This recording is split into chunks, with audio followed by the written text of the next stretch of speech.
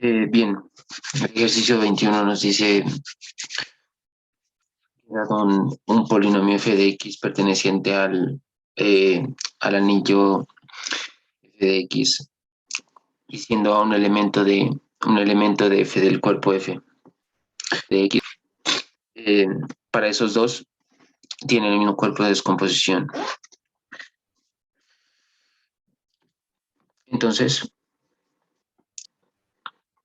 en alguna extensión, entonces está por el siguiente conjunto, f de a1 pertenecen a la extensión y p un elemento de f.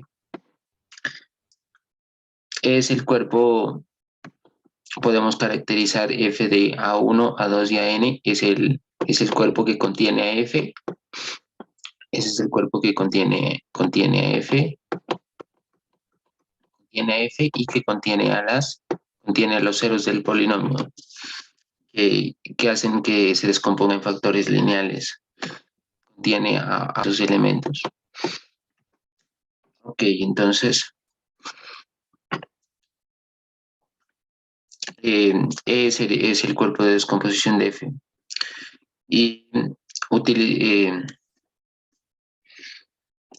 f de x, así como está factorizado, lo evaluamos en x más a, tendríamos la siguiente expresión, b más, y aquí reemplazamos x por x más a, y agrupando tendríamos estos factores de esta manera.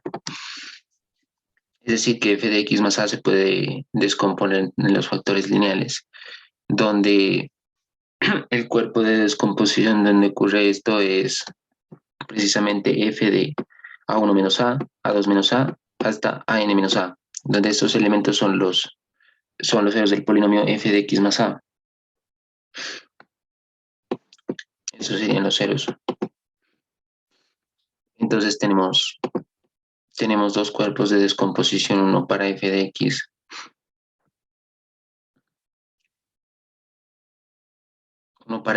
y otro para f de x más a. Vamos a probar que de hecho esos dos cuerpos son iguales.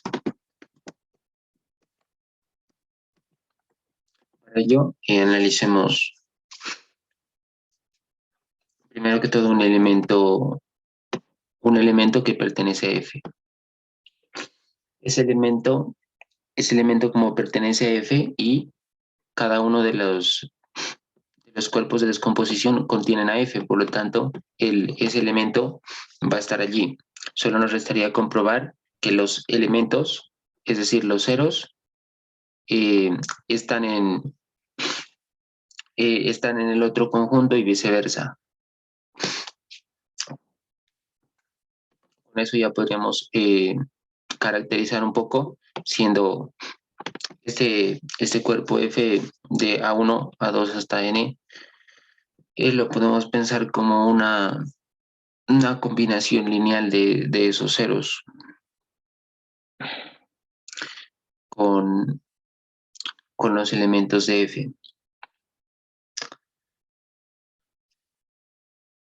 Entonces, para probar esto, tomemos el elemento a1 perteneciente a este, porque está aquí en esos elementos adicionales, y si a1 lo podemos escribir como, entonces, precisamente, a1 menos a pertenece a este cuerpo, y a pertenece al cuerpo porque un elemento que pertenece a f pertenece a la extensión también. Entonces, por lo tanto, la suma que es a1 va a pertenecer a este. En general, cualquier a sub i va a pertenecer porque en general cualquier a sub i que pertenezca aquí para ir igual de 1 hasta n, por aquí estaría a sub i. Entonces,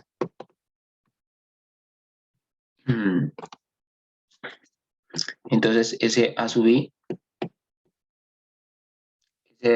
va a pertenecer a esta conexión porque va a ser parte de algunos de estos elementos.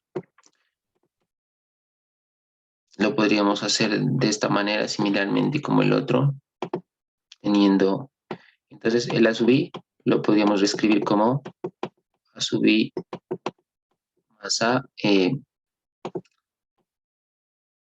menos A más A. Claramente este elemento pertenece a este conjunto y este elemento pertenece a F, y como este es el cuerpo de descomposición, F está contenido en él y también, por lo tanto, el A sub I pertenece efectivamente. Ya que tenemos que cualquier elemento, es decir, ya tenemos los elementos que pertenecen a F y los que no pertenecen a F de este conjunto, pertenecen a este otro conjunto, por lo tanto tenemos la primera contenencia.